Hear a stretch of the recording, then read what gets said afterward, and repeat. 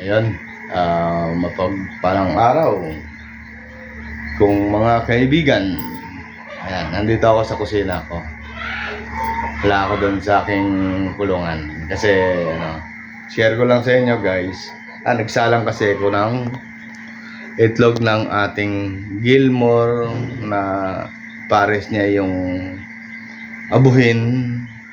Tapos meron tayong yung lemon sweater na lalaki babae na magkapares. Sinalang ko itlog kasi meron ako ritong guys, meron ako incubator. Yan. Bumili ko ng parang 24 to 30 eggs ang kaya niya. Ayan. Meron tayong ilang itlog na isinalang.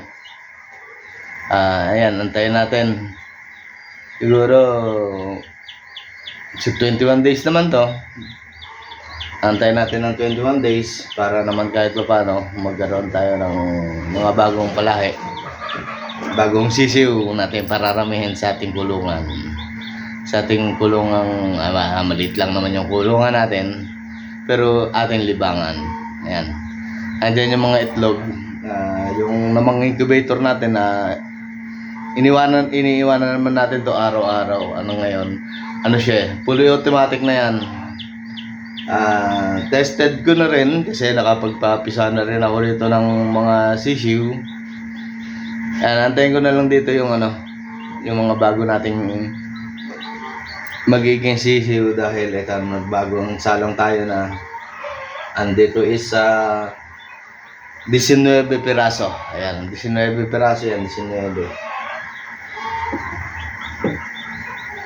Meron tayo dyan 19 pirasong itlog na antayin kung sakali mapapalaki natin, mapaparami natin yung mga ibang lahi na gusto natin para sa mga manok natin. Ayan, hanggang nilagay ko ngayon sa mga susunod na araw natin sila uli titingnan.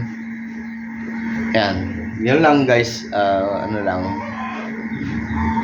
para lang doon paganda yung lahi ng ating mga alaga, pinapares-pares lang natin. Ayan, and then tayo natin yung itlog.